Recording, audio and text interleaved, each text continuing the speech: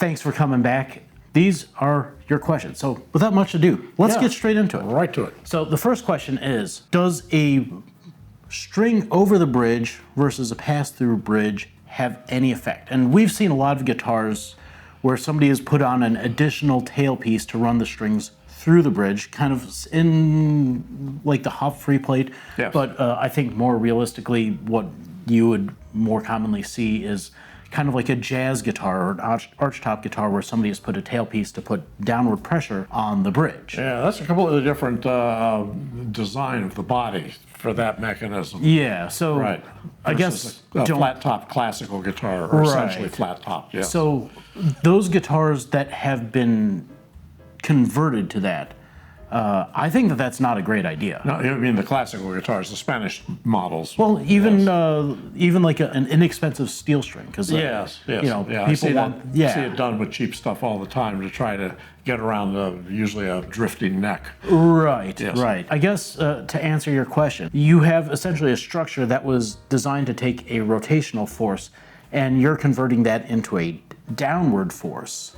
Barely downward. Barely downward. Yeah, barely downward, and really a completely different mechanism for the way the bridge is going to transmit those vibrations. Yeah, and I think that ultimately you're going to lose tone. Again, the bridge is now only vibrating in this direction instead of this direction. Right.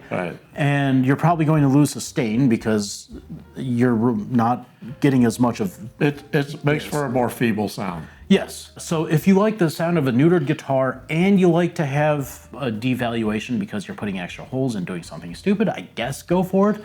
But generally, it's not a great idea. Plus, the tie blocks on those bridges are not designed to take that upward force in the same way. That's true. Yeah, that actually puts a lot of strain on them that they weren't, in a direction they're not designed to take it. Yeah. So basically, don't do that. Not a good idea. All right, on to the next question. Yes.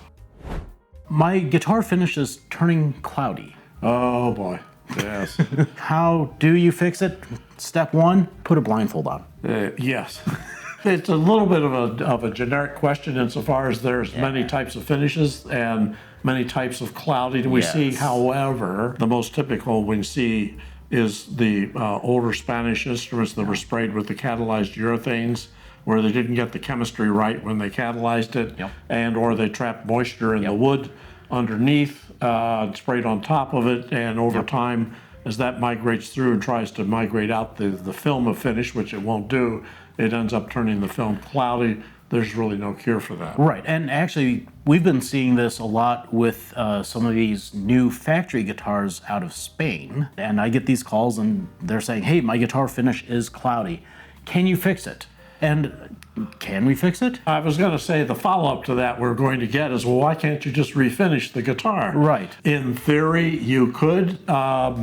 In theory, you could take a 4 by 6 inch piece of sandpaper and refinish your automobile too. But would you want to do that? No. None of that old finish is going to come off gracefully nor easily. It's going to be extremely costly, far more than the value of the instrument. So at that point, you have to ask yourself, why do I want to go through all that for basically what is a commercial level instrument? Right. Yeah. So basically, see my original answer of put on a blindfold. If you like the guitar, play the guitar. After that, don't worry about it. I mean, yes, it's kind of ugly, but if it sounds good, just play it. Well, that's true. That's true. It doesn't really affect the sound. It's just a cosmetic issue. So. It is. Yeah. A while ago, I did a video on how to take off a bridge. And we got a question about that. Yes. Does the shock method work for taking off a bridge, where you use a chisel and a hammer and you...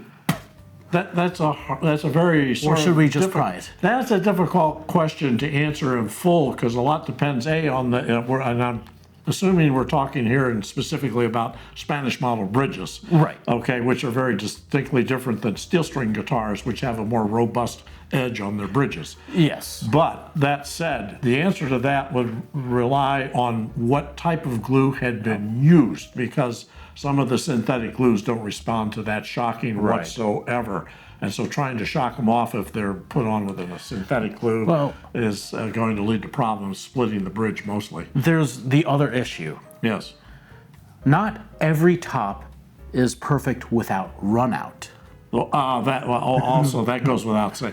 First thing we do before we take a bridge off is we look at that. Right, we look at the runout, so that way we know which direction to work the bridge from. Runout is the amount of natural cleavage line in a guitar top. And when you look at the joined guitar top on the center line, when you go like this and like that, you'll notice there's kind of a difference between light and dark as you shift the refraction angle of the light in the room.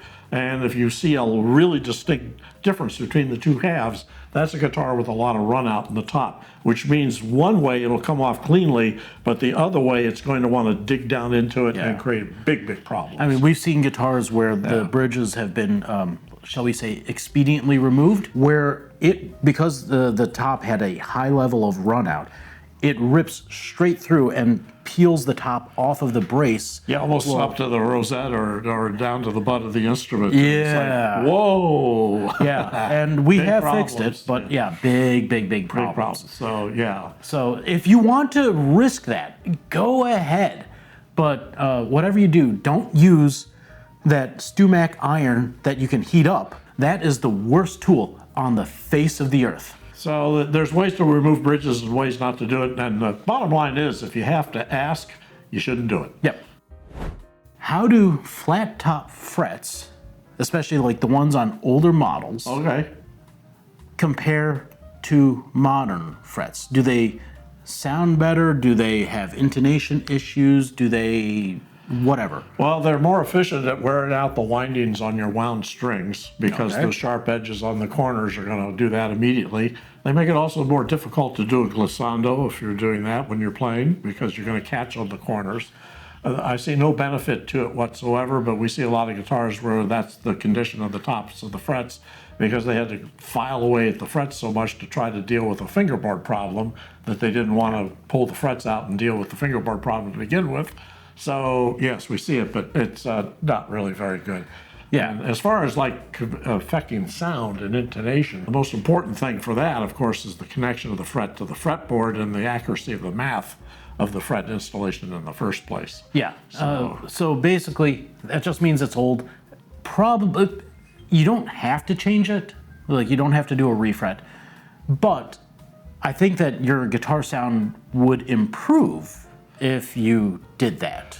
At the minimum, if you don't want to go through all that and try to crown them and to remove that flatness, at the minimum, you should go over them or have your luthier go over them to smooth them out and buff them and polish them so that the surface itself is not rough and grindy. And if you want to have that done, feel free to come by our shop. We do this sort of thing all the time. Or ship us your guitar and we can do this as well. Basically, frets should be roundish. If they're kind of flat across the top, it's fine. It's not going to affect your intonation because at least on a nylon string, we've seen frets in the first 9 positions that have been up to almost a 16th of an inch off. And there is really not a huge amount of difference. Yeah, at that point, the player technique is actually more of a factor for intonation than the math of the frets per se.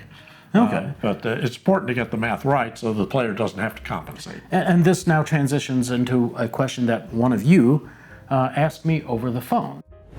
What do you think of those true tone frets, the squiggly ones? Well, I've been doing this for 60 years now, and I've probably dealt with almost every famous classical guitarist that's been on the face of the planet. They've been in our shop at one point or another. We've done work for them all. Segovia has played 2 of them. Sabicas, Julian Brune, so on, so Pepe on. Romero. The Romeros, the whole family. Yes. Not one of those have ever mentioned anything about that. And in fact, as a player, looking at the way those frets are, I do my vibrato the incorrect way, which some players do, but I tend to go side to side on the fret rather than back and forth, which is supposedly the correct way. So a fret that has steps across its width, would not allow me to do a vibrato at all. So I can see right off the bat. Anything else aside, that makes the guitar useless for me as a player. Right. And the fact that I had to show him what it looks like, and we've seen as many guitars as we've seen some weird stuff.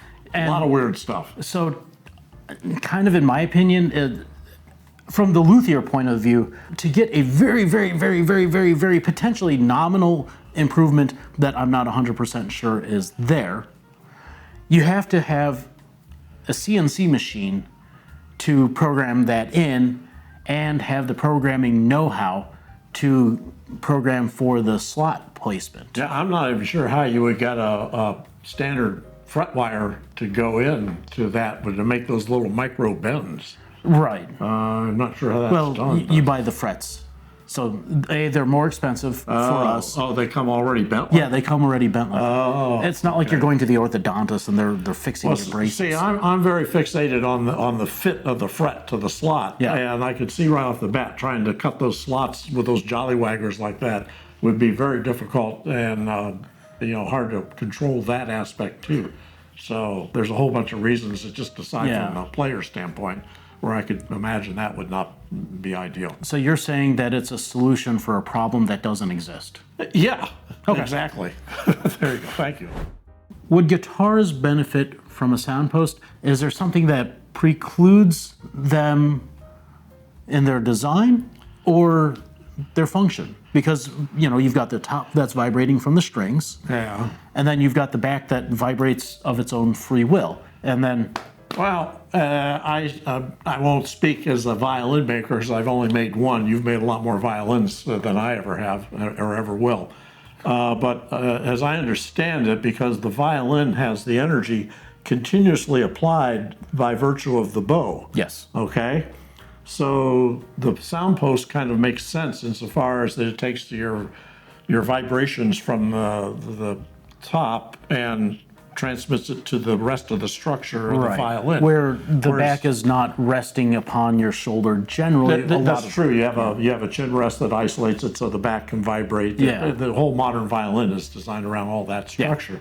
Yeah. On a guitar, you pluck the string, and at that point, all the string is going to do is go into this great Shakespearean death scene of dying.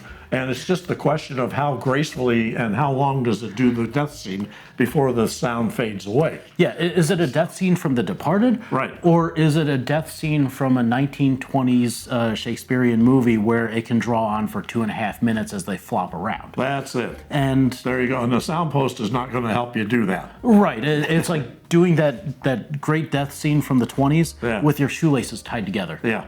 Yeah. So that's it. You have that Sinopoli model in your collection. Yes, I have a Sinopoli model in my collection that does have a sound post fitted between the lower cross brace on the top and the cross brace on the back. It doesn't sound any superior to any other instruments of that era. So. But what I will say is it makes repair a lot harder because you can't put your hand into it. Yeah, you have to get in there and pop that sound post out. Right. And God forbid somebody glued it in, which they did, so. I guess there's the other kind of sound post that is, I see them on 12 strings from time to time. But again, this is one of those vestigial, I think that they've gone in search of a problem that doesn't exist. It's the one that goes through the bridge, to the block with the post that goes to the tail block. Oh, right. And it's supposed to prevent the guitar from bellying. Yeah, the twisting of the top. Right. Yes. Twisting of the top is fine. Yeah. But that said, I think that there is something to be said about putting that tension onto it that will help rebound. So if your top is too gummy, it kind of enhances that. Full disclosure, I bought one of these things about 5 years ago because I had a bunch of people ask me for one. So I bought one. I still have one. I've never had any famous player or top level player come in and ask me to put one in. Yeah, and well, the guy who asked me for it had, I think, like a $500 or $600 12 string. So I mean, it sounded fine. It was a good guitar. Yeah. But he was worried because, like most guitars, it pulls up behind the bridge and dips in front of the bridge, and he was worried about it collapsing. At which point I say, it doesn't matter because that's what guitars are supposed to do. You know, you look at some of these great old guitars. We talked about it in one of our previous videos. We'll link a card over here, you can see that that's perfectly normal for the guitar to move a little bit. Yeah. And that's okay. It's a normal thing for Spanish model guitars to develop that topography over a long period of time. Or even and they steel get to a strings. certain point. Yeah, they get to a certain point, and then that's it. That's as far as they go. Yeah, that's as far as they go. It doesn't affect the sound whatsoever. If you think we've earned your subscribe, I'd appreciate it. Yeah, love the questions. So keep them coming. Thank you. Yeah, so put your questions down in the comments. If you've got anything that you want to add to this, feel free. And until next time, we'll see you later. Thanks.